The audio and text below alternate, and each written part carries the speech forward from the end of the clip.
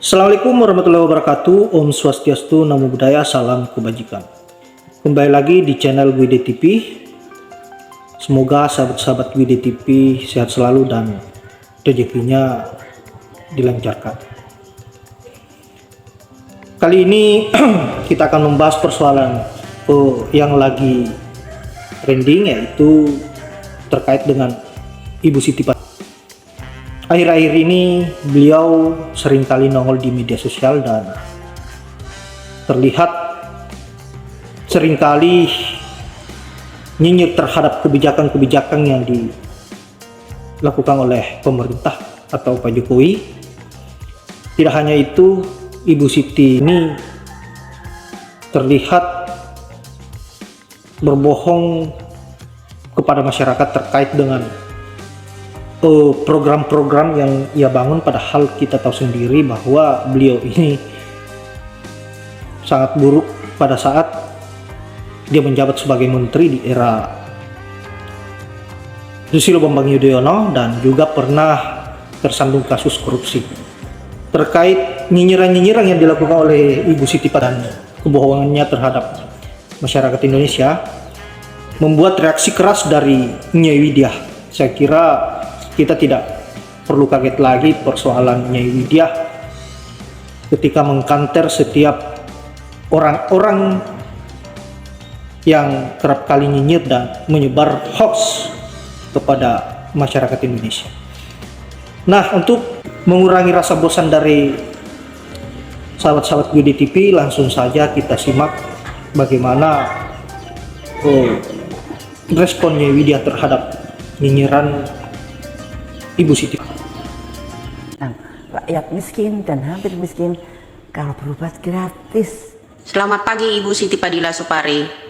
Saya menyimak tentang konten Ibu mengenai ketika Ibu menjadi Menteri Kesehatan. Program-program banyak yang berpihak kepada rakyat miskin, kemudian Ibu menggratiskan pengobatan. Bu, memangnya rakyat Indonesia ini kurang pemberitaan. Memangnya rakyat Indonesia ini bodoh semua. Memangnya rakyat Indonesia ini ketika Ibu itu masih menjabat sebagai Menteri Kesehatan, tidak ada televisi, tidak ada HP meskipun itu BlackBerry. Jadi kenapa sih Ibu selalu mantan koruptor, seorang mantan narapidana, kesandung korupsi, alkes dan sebagainya, penerimaan triple check sebanyak 20 lembar ini, banyak cuap-cuap mengarang-arang cerita. Jadi kalau memang Ibu itu dulu berpihak kepada orang rakyat miskin, kemudian menggratiskan pengobatan, menurut saya tidak akan viral seseorang yang di Tangerang dulu sampai kami seluruh rakyat Indonesia ini mengumpulkan koin untuk seorang suster, ya, karena memviralkan seseorang yang melahirkan, seorang ibu-ibu yang melahirkan di rumah sakit, ya, tidak bisa membayar biaya yang dikenakan oleh pihak rumah sakit tersebut. Kemudian rasa empati seorang suster mencuaplah melalui Twitter pada waktu itu, akhirnya viral, ya kan. Itu Ibu masih menjabat loh, belum dihakimi, belum ditelisik oleh KPK pada waktu itu, ya. Nah, spiralnya seorang suster, perawat di rumah sakit swasta pada waktu itu yang di Tangerang, ya, viral. Akhirnya Indonesia, seluruh rakyat ini dari provinsi manapun itu mengumpulkan koin untuk menebus seorang perawat yang dipenjarakan oleh orang rumah sakit karena dengan sebutan dia mencemarkan nama baik rumah sakit. Padahal kenyataan seorang ibu-ibu miskin yang melahirkan di rumah sakit secara operasi, anaknya, bayinya disandra di rumah sakit karena tidak sanggup membayar, ya, nggak ada uangnya. Program apa sih yang diberikan kepada ibu? Banyak sekali keluhan-keluhan masyarakat, terutama di pedesaan-pedesaan. Ya, pada waktu itu orang berobat mau operasi masih kesusahan sekali. Mana buktinya kalau Ibu itu memberikan program-program gratis untuk berpihak kepada rakyat miskin? Jangan ngarang. Jelang Pilpres ini ngarang-ngarang terus. Mungkin iya kalau orang yang tidak pernah tahu kasus kesandungnya ibu pada dihakimi 2015-2016 lalu mungkin percaya percaya, Bu. Ya, mungkin bisa percaya. Tapi banyak orang yang tidak mengetahuinya. Jejak digital Ibu itu pada saat menjadi Menteri Kesehatan. Nah, ingat kembali ya Bu ya, saya memberikan edukasi ini agar Indonesia ini melek siapa Ibu ini sebenarnya. Ya, ketika Ibu menjadi Menteri Kesehatan, kata Ibu programnya berpihak kepada rakyat kecil. Tapi kali ini saya klaim, ya saya orang yang pertama kali mungkin di media sosial ini melontarkan klaim kepada Ibu Siti Fadila Supari yang menceritakan kalau program Ibu di masa-masa jabatan Ibu semasa SBY masih menjabat itu berpihak kepada rakyat. Tidak Bu, tidak. Jauh banget. Mungkin sampai merinding bulu kuduk saya mengangkat cerita ini. Mungkin bisa orang menyimak ya dari konten saya ini bisa mengiyakan benar adanya datanya ada. Ketika seorang ibu-ibu melahirkan karena ibu-ibu itu tidak memiliki uang, anak bayinya ditinggalkan di rumah sakit sebagai jaminan. Ya, kemudian diangkatlah oleh seorang perawat. Kemudian seorang perawat diadili, disuruh membayar denda 1 miliar. Pada saat itu, Ibu belum pikun kan? Karena Ibu masih cerdas, masih waras, masih sehat, tentunya Ibu belum pikun, masih bisa ngonten, masih bisa berbicara, bercuap-cuap seorang mantan narapidana korupsi Alkes ini sebesar 1,9 triliun ini, ya. Jadi sayalah orang yang pertama kali klaim mengenai program Ibu semasa SBY masih menjabat, katanya berpihak kepada rakyat. Contoh, satu, Ibu menerima cek dari Kalbe Farma ya, Kalbe Farma. Berapa lembar? Ibu telan sendiri. Kemudian itu travel check dari Graha Ismayah dan lain-lain. Ya kan, sebagai pengusutan alat-alat kalsa, pengadaan alat-alat Alkes pada waktu itu. Ya, kemudian Ibu juga menyalurkan 600 juta kepada Amin Rais. Ya, masyarakat nggak ada yang tahu. Kemudian ditutup begitu aja kan. Ketika itu Amin Rais masih menjadi MPR ya kan?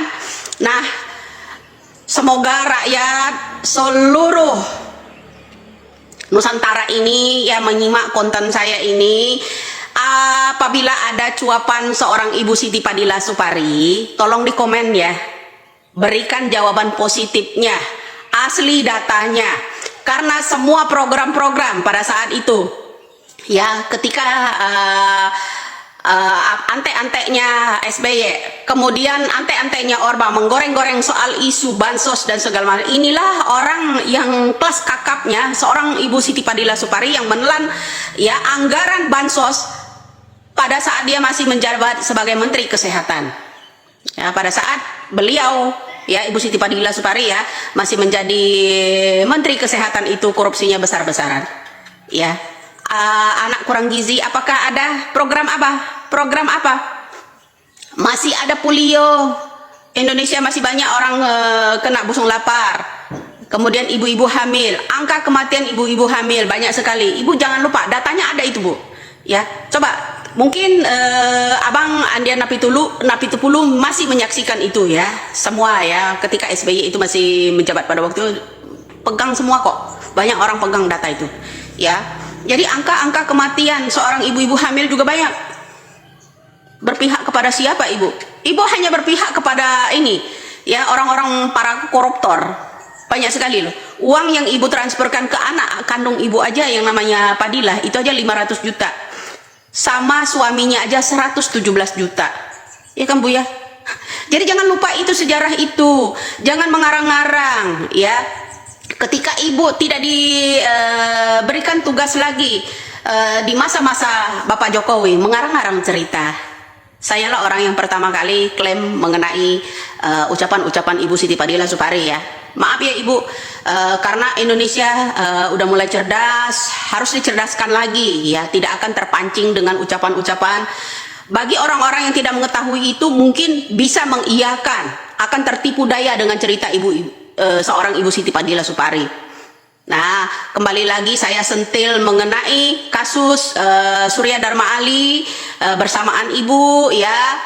juga Jiro Waci ya ketika diadili 2015-2016 lalu ya itu. Jadi kita harus paham ya bagaimana seharusnya kalian itu ya sebagai panutan seorang menteri, tapi kok korupsinya berjamaah ya kan Bu. Banyak loh program apa yang Anda berikan kepada rakyat Indonesia. Belum ada program ya di mana rakyat Indonesia berobat gratis. Ya itu program Ibu Mega yang dilanjutkan, tapi dibalik namanya diputar oleh Bapak SBY ya. Semua orang-orang yang diharuskan berobat gratis itu programnya Ibu Mega sebenarnya. Ya Bu ya, bukan program Ibu, bukan program SBY. SBY tinggal melanjutkan. Saya lah orang yang pertama klaim itu, karena itu kenyataan. Ya, saya rakyat biasa Bu, tapi saya paham tentang perpolitikan, itu paham banget. Apalagi jelang pilpres, hati-hati bro ya, tentang keuangan yang diserahkan pada kalian ini banyak uang banci, tahu. Nah jadi saya ini rahasia negara, cukup tahu. Oke, salam boras Bu, salam NKRI, semoga rakyat Indonesia lebih cerdas. Nah, saya kira jelas ya apa yang dikatakan oleh Nyai Widya, bahwa apa yang disuarakan oleh Ibu Siti terkait dengan program yang dia bangun pada saat menjabat sebagai menteri. Dan yang paling aneh adalah Ibu Siti tiba-tiba muncul di media sosial dan